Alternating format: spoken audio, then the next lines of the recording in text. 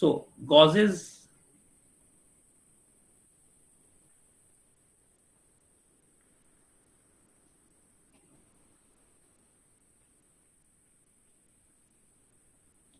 Divergence theorem, याद रखिएगा ये डाइवर्जेंस है, डाइवर्जेंस, ठीक है ना, नॉट कन्वर्जेंस, ये डाइवर्जेंस का थ्योरम है। अच्छा, और इसमें सबसे खूबसूरत बात यह है कि ये हमें 2 डायमेंशनल और 3 डायमेंशनल का एक लिंक जो है ना ये डेवलप करके देती है। यानी अगर आप 3 डायमेंशनल वर्ड में हैं तो ये से 2 डायमेंशनल वर्ड में कन्वर्ट करना आपको सिखाएगी। अब जो कुछ रिमाइंडर्स है मेरे जहन में वो मैं आपको बता दूं। जैसे हमने कुछ दिन पहले डाइवर्जेंस पढ़ा, सॉरी ग्रेडियंट पढ़ा था, डेल ऑफ एनी वेक्टर, और sorry del of any scalar quantity U. इसी तरह से फिर हमने डाइवर्जेंस के हिसाब से जो है ना ऑपरेशन, डेल ऑपरेशन पढ़ा था कि जब हम डॉट प्रोडक्ट लें दो वेक्टर्स के दरमियान तो ये जो है ना बेसिकली डाइवर्जेंस ऑफ पी कहलाता है। फिर इसी तरह से हमने कर्ल का ऑपरेशन पढ़ा था कि जब हम डेल ऑपरेटर को क्रॉस प्रोडक्ट में मल्टीप्लाई करेंगे तो ये बेसिकली कर्ल कहलाएगा ऑफ एनी वेक्टर पी। एक और जो इंपॉर्टेंट चीज है, आपने ये एक साइन पढ़ा होगा, इसको हम समेशन साइन बोलते हैं, ठीक है, यानी सम अवर, जब हमारे पास कुछ क्वांटिटीज हो। एक और भी इसी तरह का साइन है जिसको हम इस तरह करके लिखते हैं और इसको हम उर्फ आम में इंटीग्रेशन साइन भी बोलते हैं। ये भी इंटीग्रेशन साइन भी बेसिकली सम ही होता है, ये बेसिकली इंटीग्रेशन को भी हम समेशन ही बोलते हैं और ये एस की बिगड़ी हुई शेप आप कह सकते हैं। सो इसमें भी ये भी सम कर रहा है और ये भी सम कर रहा है, तो उसका डिफरेंस दोनों में क्या है कि ये जो ऊपर वाला साइन है जिसको हमने सिग्मा बोला है, ये बेसिकली डिस्क्रीट वैल्यूज के लिए होता है। जैसे अगर आप क्लासरूम में बैठे हुए हो तो आपसे कोई बंदा ये पूछे कि आपकी क्लास में कितनी चेयर्स पड़ी हुई हैं, तो वो 10 हैं, 20 हैं, 50 हैं, 100 हैं, तो आप उसको काउंट कर सकते हो, कैलकुलेट कर सकते हो, मैयर कर सकते हो, मालूम कर सकते हो। सो आप जब इस तरह की कैलकुलेशन में आओगे तो आप उसे ये समेशन साइन से रिप्रेजेंट करोगे। लेकिन अगर मैं ये कहूँ कि आपकी क्लास के अंदर कितने मिट्टी के जर्रे हैं, तो अब इस चीज को आप मैयर नहीं कर सकते, मालूम कैलकुलेट नहीं कर सकते, काउंट नहीं कर सकते, तो इसको फिर जिस साइन के थ्रू आप एस्टिमेशन में लेके आओगे या समेशन में लेके आओगे, दैट इज इंटीग्रेशन साइन। तो इसका मतलब है कि जब कॉन्टिन्यूस वैल्यूज होंगी तो उस वक्त आप इंटीग्रल साइन को इस्तेमाल करते हैं। ये भी बेसिकली एडिशन के लिए है और ये समेशन साइन भी बेसिकली एडिशन के लिए है। फिर आपने एक और चीज जो आपके आपके इंपॉर्टेंट है आपको समझने के लिए कि एक आपने पढ़ा था लेंथ, लेंथ को हम 1D कहते हैं। लेंथ के साथ एक और लेंथ को मल्टीप्लाई कर दिया जाए तो ये एरिया बन जाता है, लेंथ इंटू ब्रेड्थ, ये 2 डायमेंशन में होता है। और एरिया के साथ फिर एक लेंथ को मल्टीप्लाई कर दिया जाए तो ये वॉल्यूम बन जाता है, दैट इज योर 3D। तो ये 1D 2D और 3D का कॉन्सेप्ट भी आपके जहन में आ जाना चाहिए। अच्छा, अब जो आपके पास आगे कॉन्सेप्ट है ना कि बेसिकली जो गॉसेस का ये थ्योरम है या गॉसेस डाइवर्जेंस थ्योरम, ये है क्या? इट इज बेसिकली ये एक सरफेस इंटीग्रल है। It is a surface integral of the normal component of a vector. किसी भी वेक्टर का अगर आप नॉर्मल कंपोनेंट लेंगे, जब हम सरफेस बनाएंगे ना, जैसे लेट से ये अगर आपके पास एक सरफेस है तो मैंने आपको बताया था कि ये सरफेस उसका मैग्नीट्यूड है, लेकिन इसका अगर नॉर्मल हम डेवलप करेंगे तो वो इसकी ये जो सेंट्रल पार्ट आप कह सकते हैं, ये जो रीजन है इसके बिल्कुल परपेंडिकुलर ये उसका नॉर्मल बनेगा। तो अगर किसी भी सरफेस के ऊपर आपने इंटीग्रल लेना है किसी वेक्टर का जो कि उसके नॉर्मल है, तो वो taken over the close surface, और ये सरफेस क्लोज होनी चाहिए, यानी कि आपके पास ये सरफेस जो है ना ये क्लोज्ड फॉर्म के अंदर होनी चाहिए, equal to closed surface, यानी surface integral of a normal component of a vector taken over a closed surface equal to the volume integral। अब ये surface integral जब इस closed surface के ऊपर होगा तो ये volume integral के बराबर होगा of the divergence of any vector A, और volume भी enclosed होना चाहिए by the surface। तो इसमें हम बेसिकली इस थ्योरम में मैंने जैसे आपको शुरू में बताया, हम 2D और 3D का रिलेशनशिप डेवलप करेंगे। यानी अगर हम 3D वर्ल्ड के अंदर हैं तो हम 2D में कैसे जा सकते हैं, 2D में है तो 3D में कैसे जा सकते हैं। इसको बनाने के लिए आप यूं सपोज करें कि हम एक लेट से कोई एक आर्बिट्रेरी शेप की ना हम एक ले लेते हैं, वॉल्यूम एलिमेंट ले लेते हैं, इसका इस तरफ y कंपोनेंट है लेट से, और इधर आप इसका x कंपोनेंट ले लें, और डेफिनेटली फिर इस तरफ आपके पास z कंपोनेंट बच जाएगा। अब आप इसके अंदर छोटे छोटे वॉल्यूम, अब ये जो वॉल्यूम है ना इसकी वैल्यू है v, इसके अंदर हम छोटे छोटे सर्फेसेस बनाते हैं लेट से, ये एक, ये इसी तरह से दूसरा, फिर इसी तरह से तीसरा, चौथा, और इस तरह से इनफाइनाइट वॉल्यूम्स हैं जो आप एक साइड से दूसरी साइड पे आ रहे हैं। अब जैसे मैंने आपके सामने ये बनाया था, ये अगर हम इसमें देखें तो इसका एक वेक्टर एरिया इस तरफ होगा और एक वेक्टर एरिया दूसरी तरफ होगा। इसी सिमिलरली इसका एक वेक्टर एरिया इस तरफ है और एक वेक्टर एरिया इसी तरफ है, यानी अगर आप इस साइड से देख रहे हैं तो उसका नॉर्मल ये बनेगा, अगर आप दूसरी साइड से देखेंगे तो उसका नॉर्मल इसकी ऑपोजिट डायरेक्शन में बनेगा। तो हमने ये किया कि इस पूरे वॉल्यूम को हमने n कंपोनेंट्स में डिवाइड कर दिया, ऐसा ही है। अब इन n कंपोनेंट्स की मदद से अगर हमें कोई मालूम करना पड़े हमें कि इन n कंपोनेंट्स की मदद से हमने मतलब इसके छोटे छोटे ये जो छोटी सरफेस है ना, इसको हम डेल्टा S1 कह देते हैं, छोटा वॉल्यूम डेल्टा S1 इसका एरिया है और इसका वॉल्यूम डेल्टा V1 हो जाता है लेट से। अगर इसी तरह से सेकंड का वॉल्यूम क्या कहलाएगा, delta V2, then delta V3, delta V4। तो इस तरह से हम सब वॉल्यूम्स छोटे छोटे एलिमेंट्स को ऐड अप करेंगे तो टोटल बड़ा वॉल्यूम जो है ना V बन जाएगा। और अगर हम इसी तरह से delta S1, delta S2, delta S3, तो अगर हम इन्हीं को कैलकुलेट करने की कोशिश करेंगे या उन्हें ऐड अप करने की कोशिश करेंगे तो वो जब ऐड अप होंगे तो वो टोटल वॉल्यूम बन जाएगा आपके पास, जो कि टोटल सरफेस बन जाएगी एरिया, जो कि S कहलाता है। ठीक है, तो इसके बाद हमने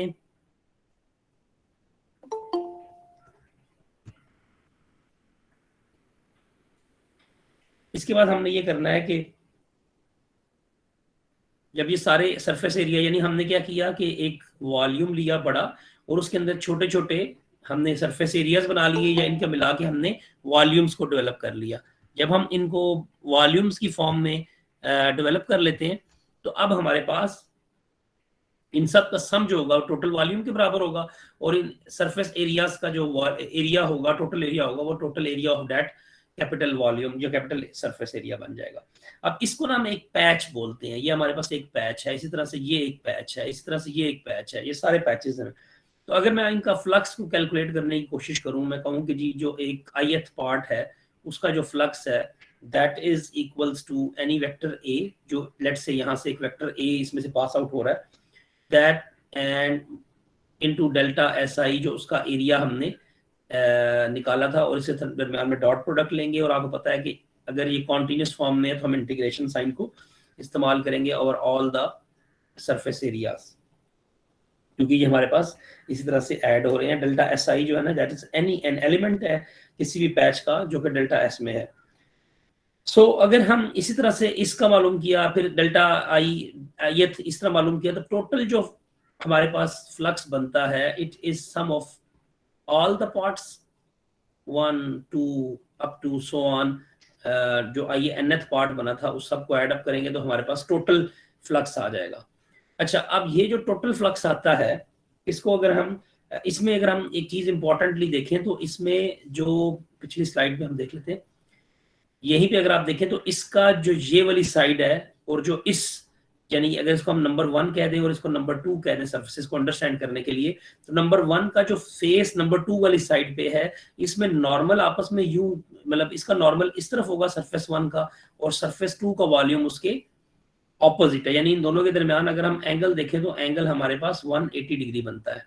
ठीक है, इस तरह से 2 और 3 के दरमियान भी, और 3 एंड 4 के दरमियान भी, 4 एंड 5 के दरमियान भी, 5 एंड 6 के दरमियान भी, करते करते आखिरी एलिमेंट जो होगा, आखिरी जो सरफेस बनेगी जो इस यहाँ पर आएगी बनेगी, उसके ऊपर भी सिमिलरली यही होगा। इन सब के दरमियान आपस का एंगल जो है वो 180 डिग्री होगा। और अगर हम यहाँ पे 180 डिग्री पुट करें, कॉज ऑफ 180 डिग्री की वैल्यू आपको पता है 0 होगी। तो जो ये आपके पास जितने भी इस वैल्यूज है ना वो आपस में कैंसल आउट हो जाएंगे, तो आपके पास जो टोटल फ्लक्स है, यानी अगर हम इसको लिखें तो हम इसको यूं लिख सकते हैं ना, समेशन एन और delta of Sai.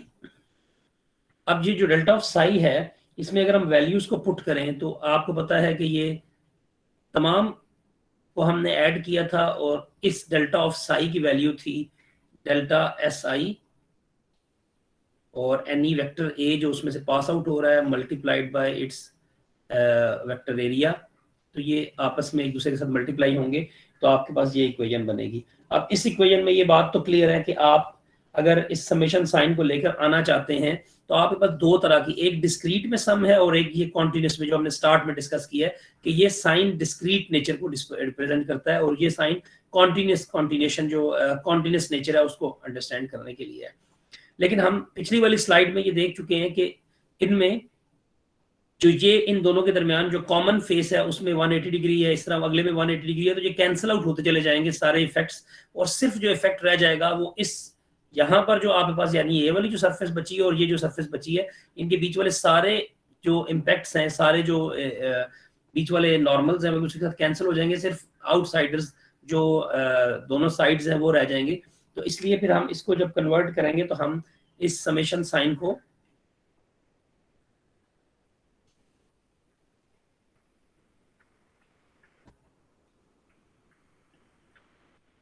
Similarly simply form में हम इसको ए डॉट एस भी कह सकते हैं, क्योंकि इसमें आप देखें कि ये वाला जो इम्पैक्ट है ना, ये इम्पैक्ट अपना शो नहीं होगा, सिर्फ पहला और आखिरी जो आपके पास सरफेस रह गई है वही आपस में एडअप होंगे।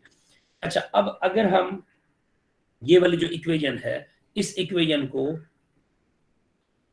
अगर हम डेल्टा वी से मल्टीप्लाई और डिवाइड कर दें, यानी वी आई कर लें, डेल्टा वी आई से हमने इसको मल्टीप्लाई और डिवाइड कर दिया। और एक बात याद रखिएगा कि n जो है ना, n हमने n बेसिकली अप्रोच कर रहा है इन्फिनिटी को, यानी इतने स्मॉल पैचेस आपने इतने सारे इकट्ठे किए हैं, तो जब n इन्फिनिटी को अप्रोच करेगा तो डेफिनेट सी बात है ये जो डेल साइन है इसको हम डेरिवेटिव से कन्वर्ट कर देंगे, यानी बहुत माइन्यूट वैल्यू के लिए हम डेल को d से कन्वर्ट कर देते हैं। और तीसरी हम जो इंपॉर्टेंट काम ये करते हैं कि जो समेशन साइन होता है इसको हम फिर इंटीग्रेशन साइन में कन्वर्ट कर देते हैं। अच्छा, अब अगर हम इस फॉर्म को जरा बना के लिखें तो ये बनेगा dv अवर dv, और ये समेशन जो है ना ये किस में कन्वर्ट हो गई, इसकी जगह पर इंटीग्रेशन आ गया और ये वाली अपनी इंटीग्रेशन एज इट इज है, और ये अवर सरफेस और ये a डॉट dsI ठीक हो गया। और दूसरी तरफ आपके पास एज इट इज वही चीज रह जाएगी a डॉट dsI।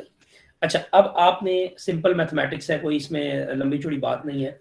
ये वाला जो वॉल्यूम है जो यहाँ पे मल्टीप्लाई हो रहा है, अगर इसको हम इक्वेशन के दूसरी साइड पर ले जाएं तो ये क्या बन जाएगा, ये इसको डिवाइड करेगा, ठीक है। और यहाँ पर आपके पास जो ये वाली बाकी चीज रह जाएगी 1/v के साथ a डॉट ds, तो a डॉट ds जो है उसको, अच्छा अब आप पहले इस चीज को देख लें, जो ये वाला वॉल्यूम आपने इधर डिवाइड किया है, ये आप अगर पिछली जो लास्ट लेक्चर है उसमें अगर आप देखें तो ये सरफेस जो इंटीग्रल है हमारा वॉल्यूम, इसको आप लोग डाइवर्जेंस कहते रहे हो, डेल ऑफ ए, ठीक है ना।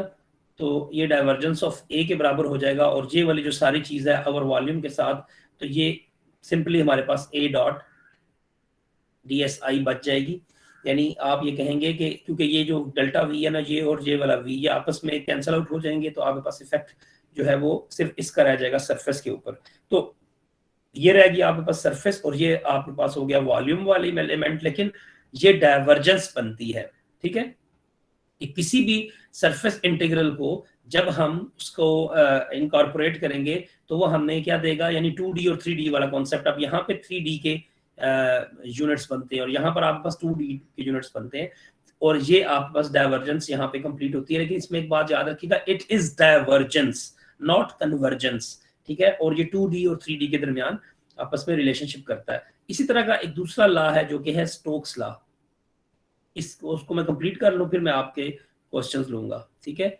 तो स्टोक्स लॉ जो है वो बिल्कुल इसी तरह का है, उसमें हम सरफेस इंटीग्रल लेते हैं किसी भी कर्ल ऑफ अ वेक्टर का जो किसी पॉइंट P के ऊपर होता है किसी सरफेस के ऊपर, और वो इक्वल होता है लाइन इंटीग्रल के, लाइन इंटीग्रल हमने लास्ट टाइम को देखा था कि line integral basically nothing but work done P dot D are, और ये किसी पॉइंट ए से किसी पॉइंट बी के दरमियान आप इसको मालूम कर सकते हैं, कर्ल और एरिया के दरमियान। तो इसमें हम सरफेस को क्यों यू डेवलप करते हैं, बिल्कुल वैसा ही कॉन्सेप्ट है। और इसमें लेट से जैसे उसमें भी एक वेक्टर था, इसमें भी लेट से ये एक वेक्टर पी है, अब हम पी वेक्टर ले लेते हैं और हमने इसमें छोटे छोटे हिस्से बनाए हुए हैं।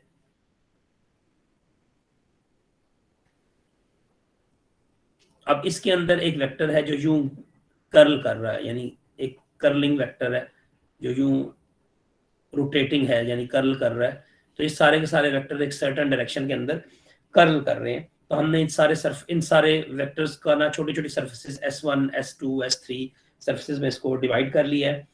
अब यहाँ पे इंपॉर्टेंट चीज ये है कि अगर आप थोड़ा सा इस लेट से इस सरफेस और इस सरफेस को देखें और इसको थोड़ा सा इस तरह से डेवलप कर लें, तो आप ये देखेंगे कि इसका वेक्टर इस तरह से कर्ल कर रहा है।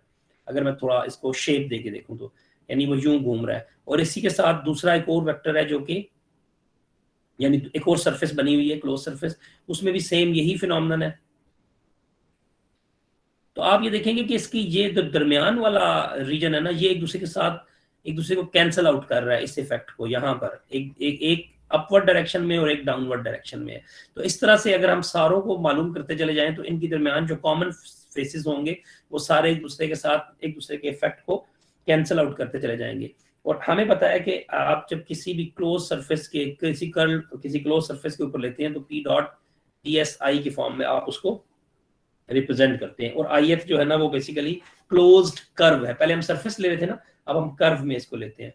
सो जब हम इसको इस फॉर्म के अंदर लिखेंगे तो ये फॉर एग्जांपल P से Q है या Q से P तक, अगर हमने वो जो बीच वाला कॉमन पॉइंट लिया हुआ है तो P dot P D R cause of एक तो जीरो हो जाएगा और दूसरे वाला जो होगा वो जब हम इसको लेट से P से Q की तरफ वापस आएंगे तो आप यहाँ पे देखेंगे कि अब इनके दरमियान एंगल जो है वो 180 डिग्री बन जाएगा। सो ये जो जीरो और ये इन दोनों का आंसर जो है बीच में नेगेटिव साइन आ जाएगा, ये 1 होगा, ये -1, तो ये इसका आंसर फिर जो है वो 0 हो जाएगा। यानी अगर हम इसकी जो सेंट्रल पार्ट है ये वाला, इनके बीच में अगर ये P था और ये Q है तो P से Q और फिर Q से P को जब हम इंटीग्रेट करते हैं तो आपके पास उसका रिजल्ट आप 0 हो जाता है। सिमिलरली आप जब इन सब पार्ट्स में बाकी सबको भी ऐड अप करेंगे तो आपके पास जो total P dot D are बनेगा ना वो summation pi varies from 1 to n and integration P dot D are आई, और यहाँ पे आपने क्लोज सरफेस सी आई लिया था। अब ये आपके पास सिचुएशन बनेगी। अब इसमें भी वही उस तरह से आपने क्या करना है, डेल्टा एस आई यानी सरफेस एरिया से उसको मल्टीप्लाई और डिवाइड कर देना है। फिर ये वाली फॉर्म जब आप इस साइड पर लेके आएंगे तो ये इसके नीचे डेल्टा एस आई आ जाएगा। तो ये जो शेप बनेगी ये आपके पास यहाँ पर कर्ल ऑफ अ वेक्टर बनता है। ठीक है, तो ये कर्ल ऑफ अ वेक्टर किसके बराबर हो जाएगा, यहाँ पर ये लाइन इंटीग्रल के इक्वल हो जाएगा। तो यानी आप यूं कह सकते हो कि इन सिंपलेस्ट फॉर्म कि curl of a vector any vector P is equal to the line integral. ठीक है, तो ये लाइन इंटीग्रल लग गया, यानी P dot D R or D S कह लें is equals to curl of P। So ये आपके पास स्टोक्स थ्योरम बन चुका है। और स्टोक्स थ्योरम ने आपके पास कर्ल को किस में कन्वर्ट कर दिया है, 1 डायमेंशनल यानी लाइन इंटीग्रल के अंदर कन्वर्ट कर दिया हुआ है। ठीक है, तो कर्ल जो है वो बेसिकली लाइन इंटीग्रल को डिफाइन कर रहा है और डाइवर्जेंस जो थी वो हमारे पास सरफेस इंटीग्रल को डिफाइन करती थी। तो ये आपके दो छोटे छोटे थ्योरम्स हैं जो आगे मैथ्स में बहुत ज़्यादा इन्वॉल्व होने हैं और आपने इसको इस्तेमाल भी करना है। फॉर एग्जाम्पल एक क्वेश्चन है कि आपने कोई पी वेक्टर है 4xy -3y² z of vector k, या वेक्टर j भी कह सकते हैं, ये j कह लें चले, और +7x² y into z times k। तो आपने इसके लिए जो मालूम करना है, एक तो डाइवर्जेंस ऑफ P मालूम करनी है। ठीक है, एक आपने इसका कर्ल ऑफ P मालूम करना है। ठीक है, फिर आपने ना curl of divergence of P मालूम करना है। मुझे बताइएगा ये मालूम हो जाएगा कि नहीं। फिर आपने divergence of curl of P मालूम करना है। तो ये इस तरह से 3-4 पार्ट्स हैं, ये आपने मुझे करके ना असाइनमेंट की फॉर्म में सबमिट करने हैं कि किस तरह से आप इनकी वैल्यूज को कैलकुलेट करेंगे। ठीक होगी बात। और उसके बाद हमारा ये कर्ल और डाइवर्जेंस के साथ ये टॉपिक जो है ना ये एंड हो जाता है। और जब ये टॉपिक एंड हो गया तो उसका मतलब है कि अब इस चैप्टर में जो मैक्सिमम चीज़ें थी वो हमने कवर कर ली हैं। और उसके कवर करने के बाद अब हम अगले